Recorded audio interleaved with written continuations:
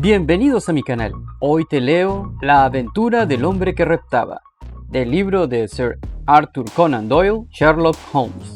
Sherlock Holmes opinó siempre que yo debía publicar los hechos rarísimos relacionados con el profesor Presbury, aunque solo fuese para disipar, de una vez para siempre, todos aquellos feos rumores que hará 20 años revolucionaron la universidad y que hallaron eco en las sociedades doctas de Londres. Pero surgieron determinados obstáculos, y la auténtica historia de este curioso caso permaneció sepultada en la caja de hojalata que encierra tantos relatos de las aventuras de mi amigo. Pero al fin hemos logrado la autorización necesaria para airear los hechos de uno de los últimos casos en que intervino Holmes antes de retirarse de sus actividades profesionales. Hoy mismo es preciso dar pruebas de cierta reserva y discreción al exponer ante el público el asunto. Fue durante la velada de un domingo de principios de septiembre del año 1903 cuando recibí uno de los lacónicos mensajes de Holmes. Venga inmediatamente si no hay algún obstáculo, y no deje de venir, aunque lo haya. S.H. Nuestras relaciones en esta última etapa eran muy especiales. Holmes era hombre de rutinas limitadas y concentradas. Yo era una de esas rutinas. Como intuición, era yo igual que el violín, el tabaco fuerte de hebra, la vieja pipa ennegrecida, los volúmenes de índices y otras menos disculpables, quizás, cuando se trataba de casos que requerían moverse activamente y en los que se necesitaba un compañero en cuyo temple podía él confiar hasta cierto punto. Mi papel saltaba a la vista, pero aún fuera de esos aspectos, yo le servía. Yo era la piedra de afilar en la que se aguzaba su inteligencia. Yo lo estimulaba. Le gustaba pensar en voz alta estando yo delante. No se podía decir que sus observaciones iban dirigidas a mí. Muchas de ellas podían ir dirigidas lo mismo a su cama que a mí. Pero, una vez adquirida la rutina, le agrada hasta cierto punto que yo tomase nota y que interviniese, si esa especie de lentitud metódica de mi mentalidad lo irritaba. Esa irritación servía únicamente para que sus llamaradas de intuición y sus impresiones estallasen con mayor viveza y rapidez. Ese era mi humilde papel en nuestra alianza. Cuando llegué a Baker Street, me lo encontré hecho una pelota en un sillón, con las rodillas en alto, la pipa en la boca y el ceño surcado de meditaciones. Era evidente que se hallaba en las torturas de algún molesto problema. Me señaló con un vaivén de la mano mi viejo sillón. Fuera de eso, no dio durante media hora señales de que advirtiese que yo estaba allí. De pronto, con una señal de disgusto, pareció arrancarse de sus ensoñaciones y acompañó sus palabras con la extraña sonrisa que le era habitual. Me dio la bienvenida a la que había sido, en otro tiempo, mi casa, diciendo: mi querido Watson, sabrá usted disculpar este ensimismamiento. En las últimas 24 horas han sido sometidos a mi consideración algunos hechos curiosos, y estos han dado origen, a su vez, a determinadas meditaciones de carácter más general. Estoy pensando seriamente en escribir una pequeña monografía acerca de los usos de los perros en las áreas de los detectives. Mire, Holmes, ese es un tema que ya ha sido explorado. Los sabuesos los podemos... Le contesté yo. No es eso, Watson. Desde luego ese aspecto del problema es evidente, pero existe otro más útil. Quizás recuerde que en el caso que usted, con sus métodos sensacionalistas, asoció con las hayas cobrizas, conseguí estudiando el alma del niño, deducir los hábitos criminales del muy relamido y respetable padre. Sí, lo recuerdo bien. La dirección de mis pensamientos respecto a los perros es análoga. El perro refleja la vida de la familia. ¿Quién vio alguna vez un perro juguetón en una familia triste? ¿O un perro melancólico en una familia feliz? Las personas gruñonas y agresivas tienen perros gruñones y agresivos. Las personas peligrosas tienen perros peligrosos. Quizás en las alteraciones de los humores de los perros se refleja la diversidad de humores de sus amos. Yo moví la cabeza con una fuerte expresión de duda y dije, me parece, Holmes, que eso es traer las cosas por los pelos. Mi amigo volvió a llenar la pipa y a sentarse en un sillón, sin darse por enterado de mi comentario. La aplicación práctica de eso que acabo de decir tiene relación estrecha con el problema que estoy investigando. Compréndame, es una madeja muy enredada y ando buscando un cabo suelto. Quizás ese cabo está en la pregunta: ¿por qué Roy, el fiel perro lobo del profesor Presbury, se lanza a morderlo? Me recosté en el respaldo de mi sillón, algo desilusionado. Para resolver un problema tan fútil como este me había sacado de mis ocupaciones. Holmes me miró y me dijo, siempre el mismo, viejo Watson. Jamás comprenderá usted que los más graves problemas pueden depender de las cosas más insignificantes.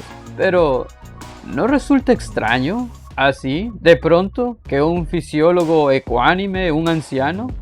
Me imagino que habrá usted oído hablar de Presbury, el célebre fisiólogo de Canford.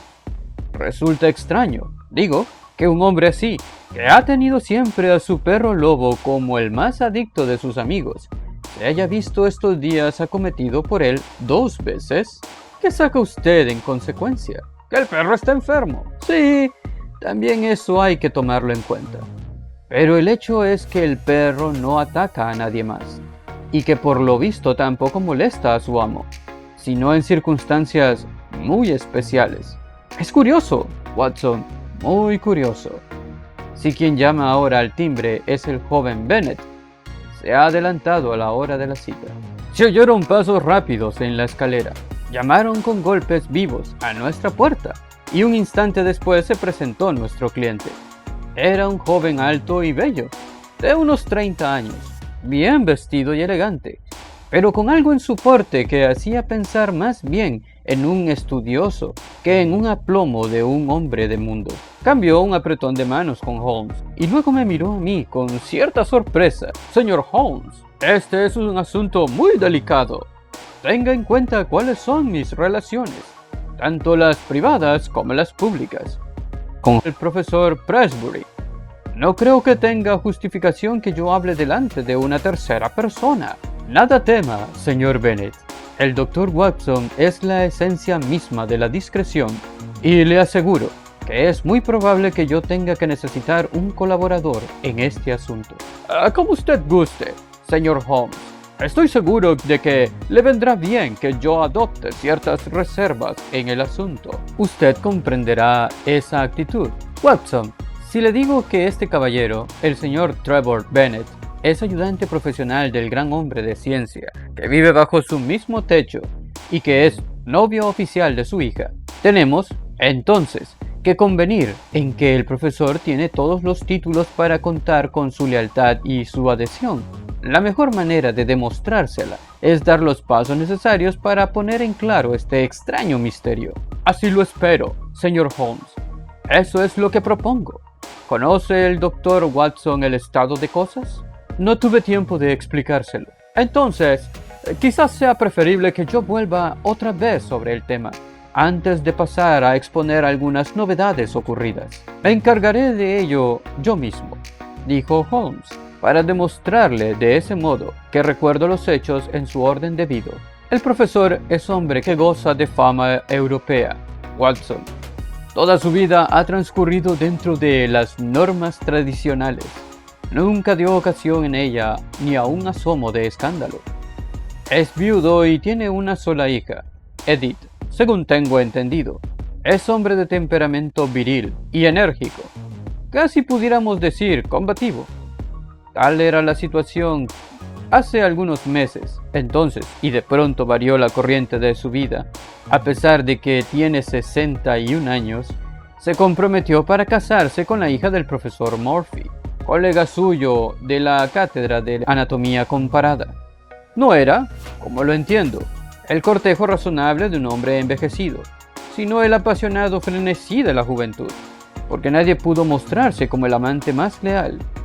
La señorita Alice Murphy Era una muchacha perfecta en mente y cuerpo, así que esa era toda la excusa para el enamoramiento del profesor. Sin embargo, no se encontró con la total aprobación de su propia familia. Pensemos que, más bien, es excesivo, dijo nuestro visitante. Exactamente, excesivo, y un poco violento y antinatural. El profesor Presbury era rico, de todos modos, y no había objeción por parte del padre. La hija, sin embargo, tenía otros criterios, y había varios candidatos para su mano, quienes, si fueran menos elegibles desde un mundano punto de vista, eran por lo menos mayores de edad. A la muchacha parecía gustarle el profesor por el espíritu de su excentricidad. Era solamente la edad lo que permanecía entre medio. Durante ese tiempo, un pequeño misterio repentinamente nubló la normal rutina de la vida del profesor. Hizo lo que nunca había hecho antes. Dejó su casa y no dio indicaciones acerca de a dónde iba. Se alejó durante 15 días y regresó pareciendo bastante fatigado por el viaje. No hizo alusión a dónde había estado, a pesar de que era usualmente el más sincero de los hombres. Ocurrió, sin embargo, que nuestro cliente, aquí presente, el señor Bennet, recibió una carta de su compañero de estudios en Praga, quien dijo que estaba contento de haber visto al profesor Presbury allí, pese a que no fue capaz de hablarle. Solamente de esa forma su propia familia se enteró de dónde había estado. Ahora viene el punto. Desde este momento, un curioso cambio sobrevino al profesor. Se volvió furtivo y astuto. Aquellos a su alrededor tenían siempre el sentimiento de que no era el hombre que ellos habían conocido, sino que estaba bajo alguna sombra la cual había oscurecido sus más altas cualidades. Su intelecto no fue afectado. Sus conferencias eran tan brillantes como de costumbre, pero siempre había algo nuevo, algo siniestro e inesperado. Su hija, quien estaba dedicada a él, y trató una y otra vez de reanudar las viejas relaciones y penetrar esta máscara que su padre parecía ponerse. Usted, señor, según tengo entendido, obró de la misma manera, pero todo en vano. Y ahora, señor Bennet, explique con sus propias palabras el incidente de las cartas. Debe saber, Dr. Watson, que el profesor no tenía secretos para mí. Ni aunque hubiese sido su hijo o un hermano más joven, habría yo podido gozar de una manera más completa de sus confidencias. Como su secretario, pasaba por mi mano todos los documentos que llegaban para él, y tenía el encargo de abrir y de clasificar las cartas que recibía. Todo eso cambió a poco de su regreso.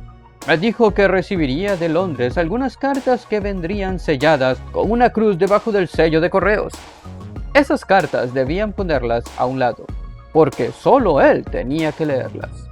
En efecto, pasaron por mis manos varias cartas de esa clase, que traían la marca E.C. y estaban escritas con letra de persona inculta. Si el profesor contestó a ellas, las respuestas en todo caso no pasaron por mis manos, ni fueron a parar al cesto de las cartas en las que se recoge la correspondencia. Explique también lo de la caja, dijo Holmes. Ah, sí, la caja. El profesor se trajo al regresar de sus viajes una cajita de madera. Era la única cosa que hacía pensar en que él había viajado por el continente, porque es uno de esos curiosos trabajos tallados que uno asocia con la imagen de Alemania. Esa cajita la colocó en su vitrina del instrumental. Cierto día, buscando yo una cánula, tomé la caja.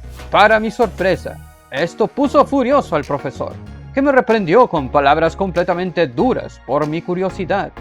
Era la primera vez que ocurría semejante cosa, y aquello me hirió profundamente. Intenté hacerle comprender que yo había tocado la caja por pura casualidad, pero tuve conciencia durante toda la velada de que el profesor me miraba con aspereza y de que el incidente aquel estaba enconando su alma. Bennet sacó del bolsillo un pequeño diario y dijo: «Esto ocurrió el día 2 de julio. Serviría usted desde luego para testigo de una manera admirable», dijo Holmes. «Quizá me sean necesarias algunas de esas fechas que ha anotado». que yo he aprendido de mi gran maestro figura la del método. Desde el momento en que observé una anormalidad en su conducta, me pareció que era mi deber estudiar su caso. Por eso tengo aquí anotado que fue en ese mismo día, 2 de julio, cuando Roy acometió al profesor. Al salir este de su despacho al vestíbulo, el día 11 de julio, se repitió una escena del mismo estilo. Y aún tengo anotada otra más, el día 20 de julio. Después de estas fechas, tuvimos que confinar a Roy en las caballerizas. Se trata de un animal encantador, muy cariñoso. Mucho me temo que los estoy cansando. Bennet dijo estas palabras en tono de censura, porque saltaba a la vista que Holmes no prestaba atención. Tenía la cara rígida y sus ojos miraban abstraídos el cielo raso. Volvió en sí haciendo un esfuerzo y murmuró: «Muy extraño, por demás extraño. Estos detalles son nuevos para mí, señor Bennet. Creo que con esto hemos repasado bien todo lo anterior, ¿verdad? Usted habló antes de nuevas incidencias». La cara agradable y sincera de nuestro visitante se ensombreció, y como si la nublara algún recuerdo desagradable, dijo: «Esto de lo que voy a hablar ocurrió anteanoche. Estaba yo acostado y despierto a eso de las 2 de la madrugada, cuando percibí, como si llegara del pasillo, un ruido apagado y blando. Abrí la puerta y miré. Debo decir que el profesor duerme al final del pasillo». «¿La fecha de eso fue?», preguntó Holmes. Nuestro visitante se mostró claramente molesto ante una interrupción tan extemporánea. «He dicho ya que eso ocurrió anteanoche, es decir, el 4 de septiembre». Holmes asintió con la cabeza y le sonrió agregando: «Por favor, siga». «Duerme, como digo, al final del pasillo, y para llegar hasta la escalera tenía que cruzar por delante de mi puerta. Señor Holmes, aquella fue una experiencia aterradora. Yo me considero también templado de nervios como cualquiera, pero lo que vi me consternó. El pasillo estaba a oscuras, sin más luz que la mancha luminosa de una ventana situada hacia la mitad del mismo. Me di cuenta de que por el pasillo avanzaba algo oscuro, y que caminaba como un reptil». «Reptaba, señor Holmes, reptaba. No caminaba totalmente sobre manos y rodillas. Yo diría que caminaba más bien sobre sus manos y sus pies, la cara hundida entre aquellas. Sin embargo, parecía moverse con facilidad. La vista de aquello me paralizó de tal manera que no pude salir a preguntarle si podía servirle de algo hasta que él llegó a mi puerta. Su reacción fue extraordinaria. Se irguió de golpe. Me escupió con algunas frases horrendas. Pasó corriendo por delante de mí y bajó por la escalera. Esperé cosa de 1 hora, pero él no regresó. Debió de hacerlo cuando ya había amanecido». «¿Qué saca usted de todo eso, Watson?», preguntó Holmes con aires de patólogo que presenta un ejemplar raro. «Quizás un lumbago. He conocido un caso fuerte de esa enfermedad que obligó a un hombre a caminar así. No hay cosa que irrite más el genio». «Bien, Watson. Usted nos obliga siempre a permanecer con los pies pegados al suelo. Pero en este caso no hay manera de conformarse con el lumbago, ya que le fue posible erguirse en un momento». «Jamás fue mejor su salud», dijo Bennet. «A decir verdad, en muchísimos años no lo he visto tan fuerte como ahora». «Ahí tiene usted los hechos, señor Holmes. No es este un caso como para consultar con la policía, pero lo cierto es que estamos completamente desorientados sobre lo que hay que hacer. Y tenemos una especie de presentimiento de que vamos hacia un desastre. Edith, es decir, la señorita Presbury, participa de mi criterio. Ya no podemos seguir esperando pasivamente». «Desde luego que es un caso rarísimo y muy sugestivo. ¿Qué opina usted, Watson?». «Hablando en mi calidad de médico», le contesté, «yo diría que es un caso para que intervenga un alienista. Ese noviazgo perturbó los procesos cerebrales del anciano. Viajó por el extranjero con la esperanza de arrancar esa pasión que sentía. Quizás sus cartas y la cajita tengan relación con algún otro asunto particular. Quizás un préstamo o certificado de acciones que él guarda en esa cajita». Naturalmente. Y el perro lobo está en contra de esa operación financiera. No y no, Watson. En esta cuestión hay algo más. Y yo quizás sugeriría... Nunca se sabrá lo que Sherlock Holmes estaba a punto de sugerir, porque en ese instante se abrió la puerta y entró en la habitación una joven. Al aparecer ella, el señor Bennet se puso de pie, dejando escapar una exclamación, y avanzó precipitadamente con las manos extendidas para recibir en ellas las que ella también ofrecía. Edith, querida, supongo que no habrá ocurrido nada, ¿verdad? Sentí el impulso irresistible de seguirte. Oh, Jack, qué miedo tan grande he pasado. Es espantoso quedarse allí sola. Señor Holmes, esta es la joven de la que yo he hablado, mi prometida. Sí, poco a poco íbamos llegando a esa conclusión. ¿Verdad, Watson? Contestó Holmes con una sonrisa. Me imagino, señorita Presbury, que se ha producido alguna novedad en este caso, y que usted pensó que deberíamos conocerla, ¿no es así? Nuestra visitante, joven, hermosa y llena de vida, del tipo corriente de jóvenes inglesas, devolvió la sonrisa a Holmes al sentarse cerca de Bennet. Al encontrarme con que el señor Bennet había salido de su hotel, pensé que probablemente lo encontraría aquí. Claro está que ya me había anunciado que vendría a consultarlo.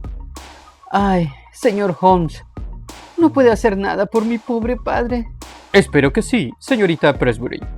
Pero el caso se presenta todavía oscuro. Quizás lo que usted tiene que decirnos arroje sobre él mismo alguna luz nueva.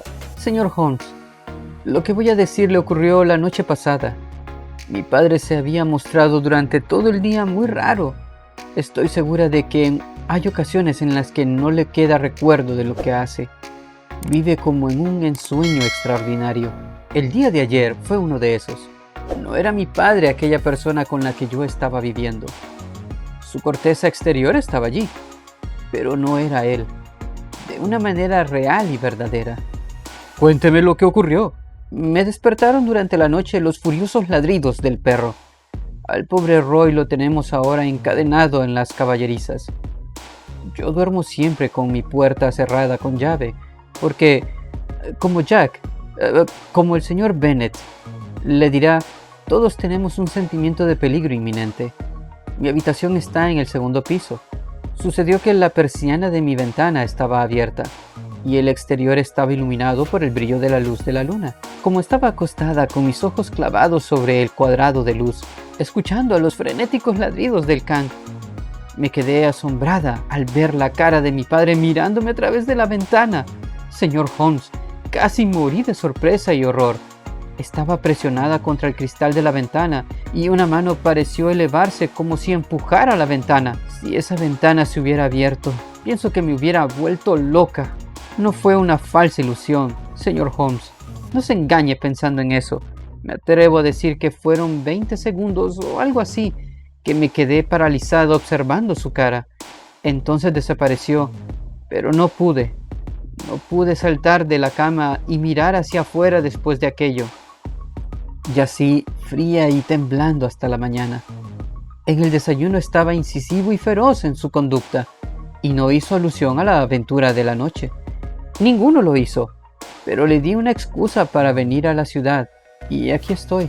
Holmes observó cuidadosamente y sorprendido por la narración de la señorita Presbury. Mi estimada señorita, dice que su habitación está en el segundo piso. ¿Hay alguna escalera larga en el jardín? No, señor Holmes. Esa es la parte asombrosa. No hay ninguna manera posible de alcanzar la ventana. Y con todo, ahí estaba. Y la fecha fue el 5 de septiembre, dijo Holmes. Eso ciertamente complica el asunto. Fue el cambio de actitud de Holmes lo que produjo una mirada de sorpresa en la señorita. Esta es la segunda vez que hace alusión a la fecha, señor Holmes, dijo Bennet. ¿Es posible que tenga alguna relación con el caso? Es posible, pero aún no tengo completo el esquema de pensamiento. Posiblemente está pensando en la conexión entre el delirio y las fases de la luna. No, se lo aseguro. Era una línea de pensamiento diferente. Posiblemente pueda dejar un cuaderno de notas y yo comprobaré las fechas. Watson, creo que ahora está perfectamente clara nuestra línea de acción. Esta señorita nos ha informado y yo tengo la máxima confianza en su intuición. de que su padre recuerda poco o nada de las cosas que le ocurren en determinadas fechas. Iremos, entonces, a visitarlo como si nos hubiese dado una cita en una de esas fechas en cuestión. Lo atribuirá a una falta de memoria. De ese modo, iniciaremos nuestra campaña con un estudio del profesor hecho de cerca. Me parece magnífico, dijo el señor Bennet. Les advierto, sin embargo, que el profesor es a veces irascible y violento. Holmes se sonrió. Existen razones para que nosotros vayamos a visitarlo inmediatamente. Razones muy poderosas, si mis teorías resultan verdaderas. Señor Bennet, el día de mañana nos verá con toda seguridad en Camford. Si mal no recuerdo, existe allí un mesón llamado Checkers, en el que sirven un oporto superior a lo corriente, y en el que no hay un pero que poner a las ropas de cama. Watson, creo que los próximos días nos va a tocar vivirlos en lugares menos agradables. El lunes por la mañana íbamos camino a la ciudad célebre por su universidad, lo cual no significó para Holmes ningún esfuerzo, porque él no tenía raíces que arrancar. Pero supuso para mí una serie de planes y precipitaciones, porque por aquel entonces mi clientela era bastante considerable. Holmes no hizo la menor alusión al caso hasta que después que tuvimos depositados nuestros maletines en el antiguo mesón del que había hablado. Creo, Watson, que podemos encontrar al profesor momentos antes de almorzar. Da su lección a las 11 y es seguro que permanecerá algún tiempo en su casa. ¿Y qué excusa podemos darle para nuestra visita? Holmes consultó su librito de notas. El día 26 de agosto hubo un periodo de excitación. Partiremos del supuesto de que en esos periodos solo conserva un recuerdo confuso de sus acciones. Si nosotros insistimos en que hemos acudido allí porque él nos citó, creo que es difícil que se arriesgue a contradecirnos. ¿Se siente con la cara dura necesaria para llegar hasta el fin? No tenemos sino que intentarlo. ¡Magnífico, Watson! Algo así como una mezcla de siempre adelante y manos a la obra. No tenemos sino que intentarlo. Es la divisa de la firma. Encontraremos con seguridad alguna persona amiga en el pueblo que nos sirva de guía. La persona amiga, en la parte trasera de un magnífico coche Hanson, cruzó a toda velocidad por delante de una hilera de colegios antiguos. Desembocó por último en una avenida de carruajes bordeada de árboles y se detuvo delante de la puerta de una casita encantadora rodeada del césped y cubierta de purpúrea glicina. Indudablemente, el profesor Presbury vivía rodeado por todos los indicios, no solo de confort, sino de lujo. En el momento en el que el coche se detenía, aparecía en la ventana delantera una cabeza plateada, y nos dimos cuenta de que un par de ojos penetrantes nos examinaban, al abrigo de unas cejas hirsutas y a través de unos anteojos de marco grueso. Un momento después, nos encontramos dentro de un Sanctum, y delante de nosotros estaba el misterioso hombre de ciencias cuya extravagancia nos había hecho venir desde Londres. Indudablemente, ni en sus maneras ni en su aspecto se advertía ninguna señal de excentricidad, porque era un hombre grueso, de facciones voluminosas, serio, alto, vestido de levita, con toda la dignidad en el porte que requiere un profesor. Lo más notable de su cara eran los ojos, vivos, observadores y avispados, casi astutos. Examinó nuestras tarjetas y nos dijo: «Siéntense, caballeros, por favor. ¿En qué puedo servirlos?» Holmes sonrió con amabilidad y dijo: «Esa era precisamente la pregunta que yo iba a hacerle, profesor». «¿A mí, señor?» «Quizás se trate de un error. Yo me enteré por intermedio de otra persona de que el profesor Presbury de Camford necesita en estos momentos de mis servicios». «¿Ah, sí?» A mí me pareció que en aquellos intensos ojos grises había un centello de malicia. «¿Eso fue lo que le dijeron?», prosiguió. «¿Y puedo preguntarle el nombre de su informador?» «Lo siento mucho, profesor, pero se me habló de un terreno bastante confidencial. Si he cometido un error, nada se ha perdido. Solo me queda expresarle que lo lamento». «Nada de eso. Yo desearía profundizar más en este asunto. Me interesa. ¿Puede mostrarme un escrito cualquiera, una carta o un telegrama en apoyo de su afirmación?» No, no los tengo. Supongo que no llegaría al extremo de afirmar que fui yo mismo quien lo llamó. Preferiría no contestar a ninguna pregunta, dijo Holmes. No, claro que no, dijo el profesor con aspereza. Sin embargo, a esta pregunta concreta se puede contestar muy fácilmente sin su ayuda. Cruzó la habitación hacia la campanilla. Nuestro amigo de Londres, el señor Bennet, acudió enseguida a la llamada. Adelante, señor Bennet. Estos dos caballeros vienen desde Londres, bajo la impresión de que han sido llamados. Usted maneja mi correspondencia. ¿Tiene una carta o algo que se haya dirigido a una persona de apellido Holmes? No, señor, contestó Bennet ruborizándose. Esa prueba es terminante, dijo el profesor, clavando sus ojos irritados en mi compañero. Luego se inclinó hacia adelante, apoyando sus dos manos encima de la mesa, y agregó: Y ahora, señor, me está pareciendo que su posición es muy discutible. Holmes se encogió de hombros y contestó: Solo puedo repetir que lamento muchísimo este entretenimiento innecesario. De ninguna manera, señor Holmes, exclamó el anciano con voz chillona y con una expresión de extraordinaria malignidad en su cara. Mientras hablaba, se interpuso entre nosotros y la puerta, y blandió sus dos manos hacia nosotros con furiosa exaltación. «No va a salir del paso con tanta facilidad». Tenía el rostro convulsionado y nos miraba enseñando los dientes y farfullando, poseído de un furor insensato. Estoy convencido de que nos habríamos visto obligados a abrirnos paso para salir a fuerza de puños, de no haber sido por la intervención de Bennet. «Querido profesor», exclamó, «tenga en cuenta su posición. Piense en el escándalo que se produciría en la universidad.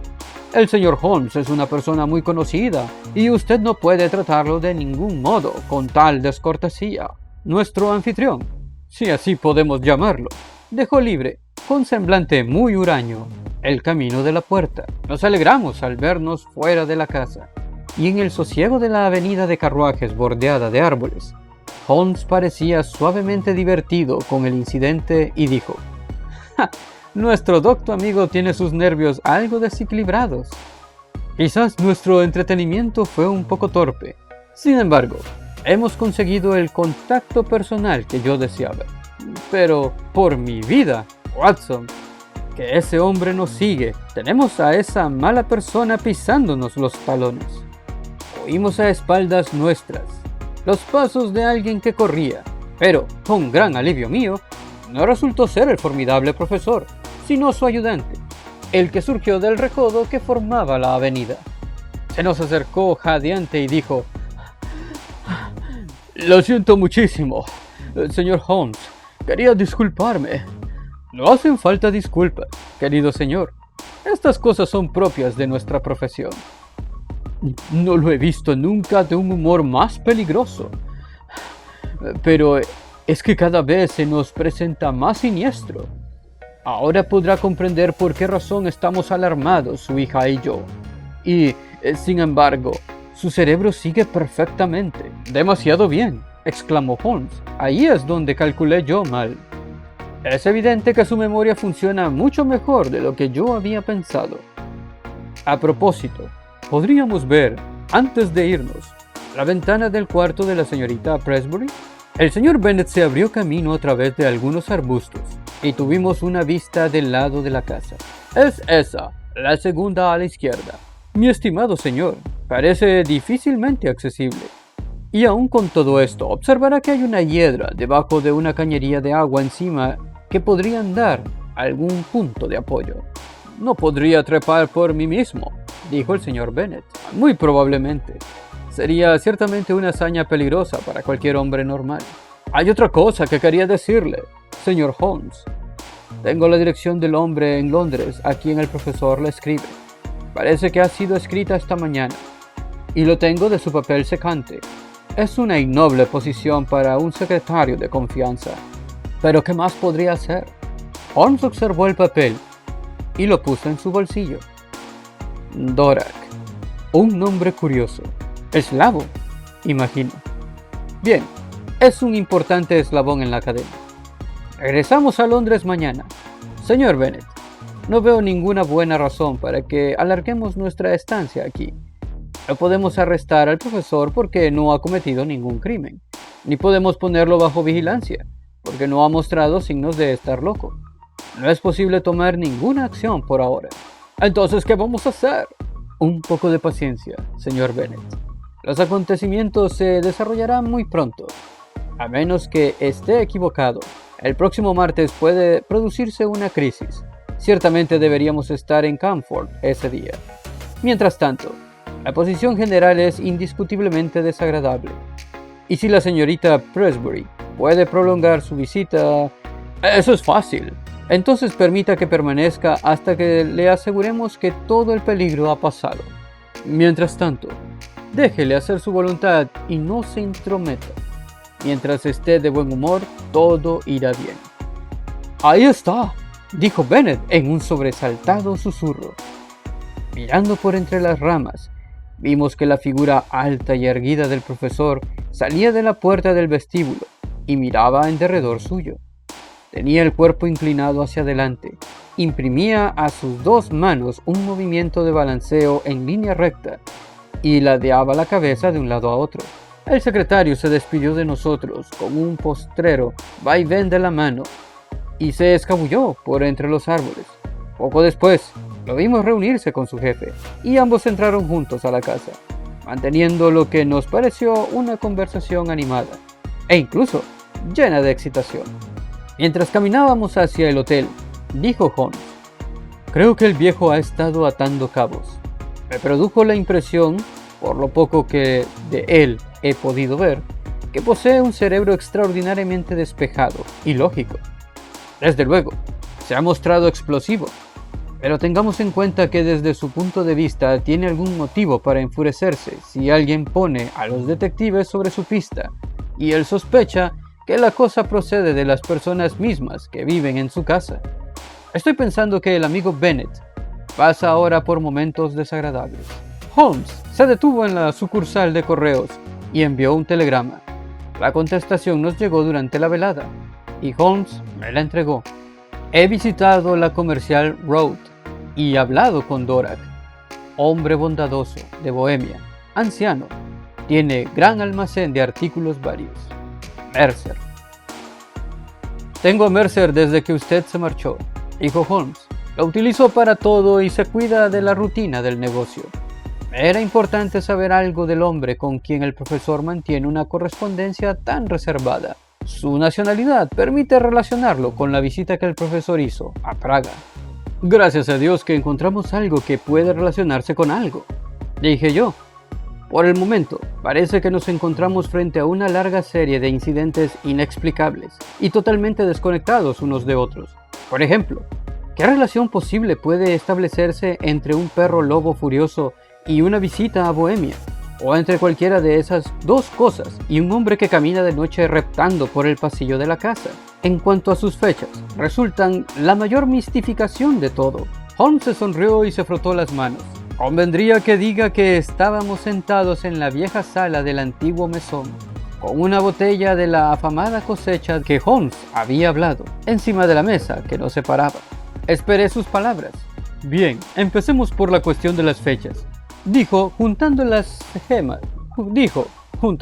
yemas de sus dedos, y como si estuviera leccionando a una clase. El diario de este excelente joven demuestra que el día 2 de julio se produjeron inconvenientes. Desde esa fecha, parece que el hecho se repite con intervalos de 9 días, con solo una excepción que yo recuerde. El último estallido tuvo lugar el viernes 3 de septiembre, lo cual concuerda también con el periodo lo mismo que el día 26 de agosto que le precedió. Esto es algo más que coincidencia. No tuve más remedio que asentir. Establezcamos, entonces, de una manera provisional la teoría de que el profesor toma una vez cada 9 días alguna droga de gran fuerza y que sufre sus efectos altamente venenosos, pero pasajeros. Su temperamento, que es ya de por sí arrebatado, se hace todavía más explosivo. El profesor se acostumbró a esa droga cuando estuvo en Praga y ahora se la suministra a un bohemio que vive en Londres y que actúa de intermediario. Todo eso encaja perfectamente. Watson. Pero, ¿y el perro? ¿La cara en la ventana del hombre que reptaba por el pasillo? Bueno, tenemos ya un principio. Hasta el próximo martes yo no espero que ocurra ninguna novedad. Mientras tanto, no podemos hacer otra cosa que mantenernos en contacto con el amigo Bennet y disfrutar de las delicias de esta encantadora ciudad. Bennet se las arregló a la mañana siguiente para venir a traernos el último informe. Tal como Holmes se lo había imaginado, había pasado verdaderos apuros. Sin llegar a acusarlo concretamente de que era responsable de nuestra presencia, el profesor le había hablado en términos rudos y ásperos, siendo evidente que estaba muy resentido. Sin embargo, por la mañana había vuelto a ser el mismo de siempre, y había pronunciado su brillante lección de costumbre ante una clase muy concurrida. Aparte de esos extraños accesos, dijo Bennet, la verdad es que posee energía y vitalidad auténticas, y superiores a cualquiera de los momentos que yo recuerdo. Tampoco su cerebro estuvo nunca más despierto. Pero no es él. No es nunca el mismo hombre que nosotros conocíamos. No creo que tengan ustedes nada que temer, por lo menos durante una semana, contestó Holmes. Yo soy hombre de muchas ocupaciones, y el Dr. Watson tiene que atender a sus enfermos. ¿Quedamos? Entonces, de acuerdo en encontrarnos aquí a esta misma hora el martes próximo. Y mucho me sorprendería que no estemos entonces en condiciones de explicar las dificultades en que ustedes se encuentran. Aunque quizás no podamos acabar con ellas antes de que volvamos a despedirnos de usted. Entre tanto, ténganos al corriente de cuanto ocurra por correo. No vi a mi amigo durante los siguientes días, pero el lunes siguiente recibí una carta suya pidiéndome que me reuniese con él al día siguiente en el tren. De lo que me dijo mientras viajábamos en dirección a Camford, deduje que todo marchaba bien, que no había sufrido ningún encrespamiento la paz en el hogar del señor profesor, y que la conducta de éste era completamente normal. Este informe nos lo confirmó personalmente Bennet, cuando vino a visitarnos aquella velada en nuestro anterior hospedaje de Chequers. Hoy ha tenido noticias de su corresponsal de Londres. Recibió una carta y un paquetito, ambos con la marca de la cruz debajo del sello, la cual me advierte que no la debo tocar. Y no ha habido nada más. Eso puede probar muy poco, dijo Holmes desagradablemente. Ahora pienso, señor Bennet, que debemos llegar a alguna conclusión esta noche. Si mis deducciones son correctas, deberemos tener una oportunidad de resolver este asunto. A fin de hacerlo, es necesario mantener al profesor bajo observación. Sugiero, en consecuencia, que permanezca despierto y de guardia. Si lo escucha pasar por su puerta, no lo interrumpa, pero sígalo discretamente. El Dr. Watson y yo estaremos muy lejos. A propósito, ¿dónde está la llave de esa pequeña caja de la que habló? En su cadena de reloj. Imagino que nuestras investigaciones irán en esa dirección. En el peor de los casos, la cerradura no será muy imponente. ¿Tiene algún otro robusto hombre en el servicio? Está el cochero, Macfield, donde duerme, sobre los establos. Posiblemente lo necesitaremos. Bien, no podemos hacer nada más hasta que veamos cómo se desarrollan los hechos. Adiós, pero espero que nos veamos antes del amanecer. Fue cerca de la medianoche cuando nos ocultamos en nuestros puestos situados entre algunos arbustos, inmediatamente opuestos al corredor de la puerta del profesor.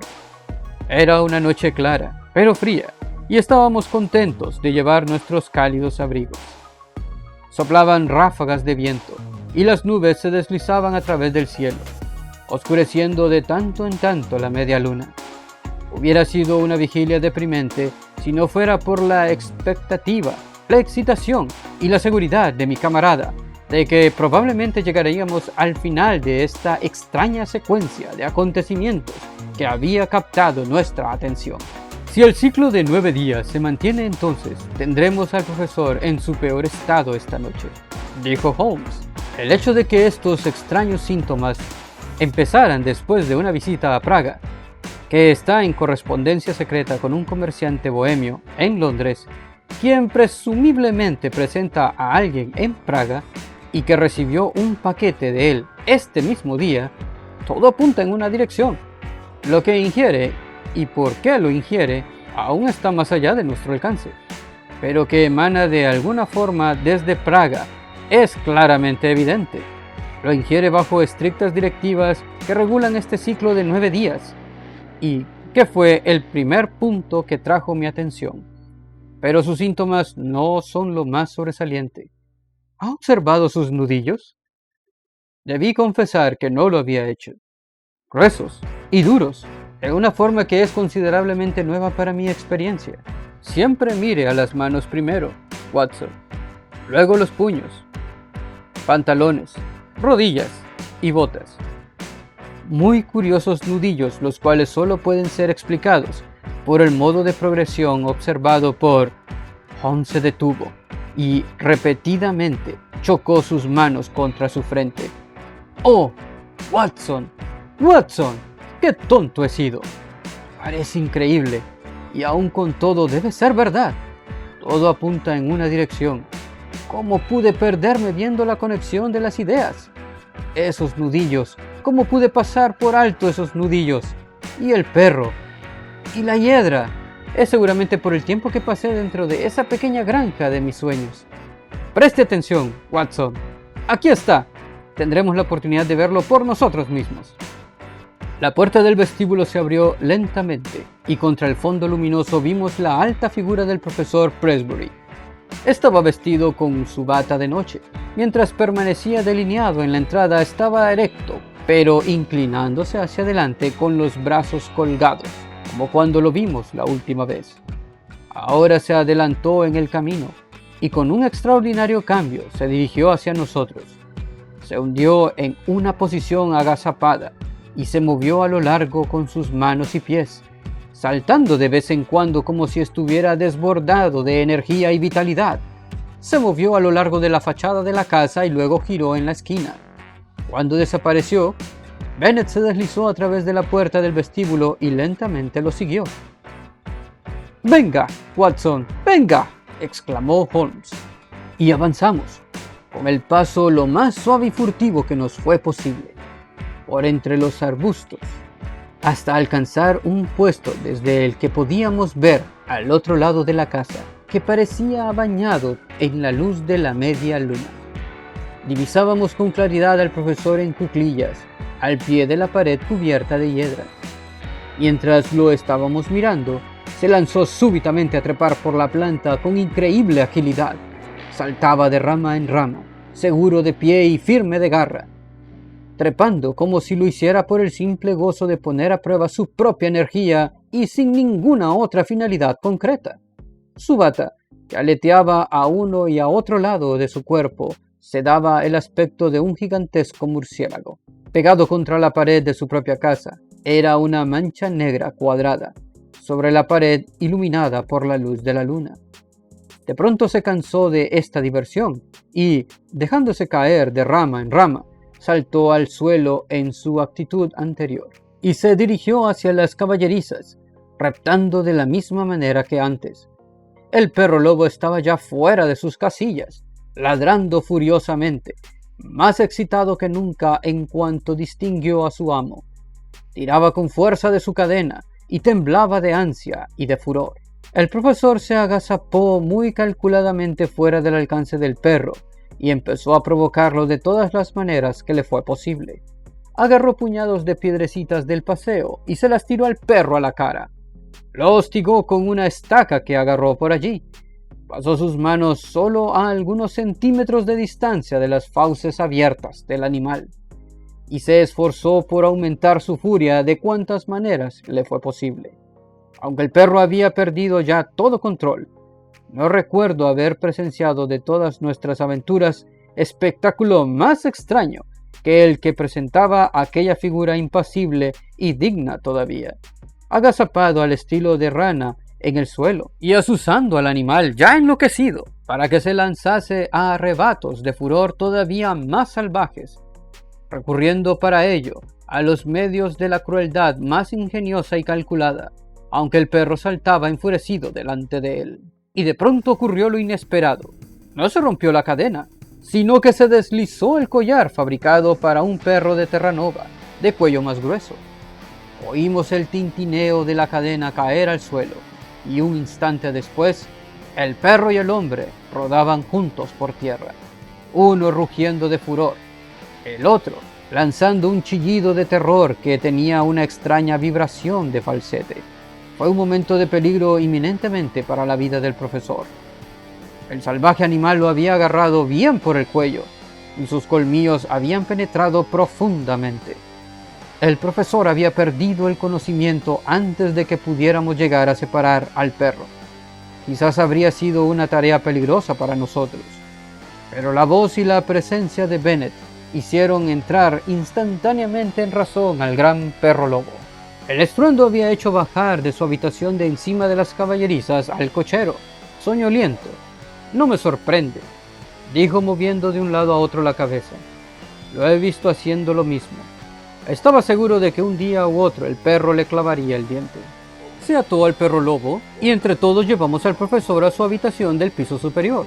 Bennett, que tenía el título de médico, me ayudó a curarlo y a vendarle el cuello. Los afilados dientes habían pasado peligrosamente cerca de la carótida y la hemorragia era grande. El peligro pasó al cabo de media hora. Yo le había dado al paciente una inyección de morfina y se había quedado profundamente dormido. Entonces, y solo entonces, pudimos mirarnos unos a otros y hacer un inventario de la situación. Creo que debería verlo un cirujano de primera clase, dije yo.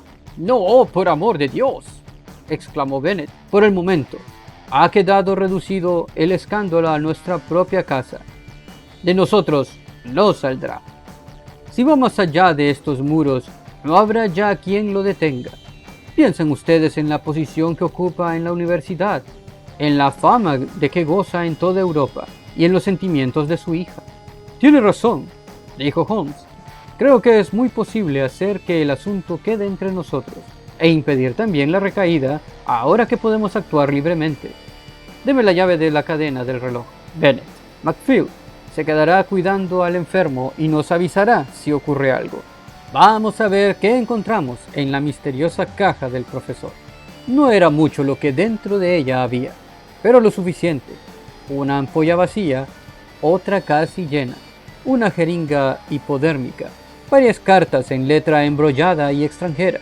Las señales que traían los sobres indicaban que esas eran las que habían perturbado la rutina de las tareas del secretario, y todas ellas estaban fechadas en la Commercial Road y firmadas A. Dvorak. Consistían en simples facturas que anunciaban que se había enviado una nueva botella al profesor Presbury, o en recibos del dinero cobrado. Sin embargo, había otro sobre más, escrito en otra letra, con sello de Austria y fechado en Praga.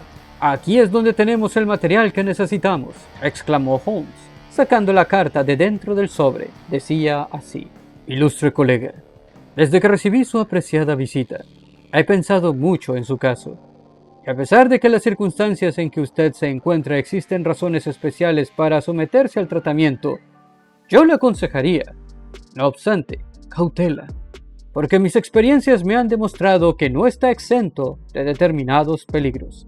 Quizá habrá sido preferible el suero de antropoide. Según ya lo tengo explicado, me he servido en esta ocasión de langur carinegro, por tener a mano un ejemplar, ya que el langur es un animal que repta y trepa, en tanto que el antropoide camina erecto y nos resulta en todo sentido más cercano.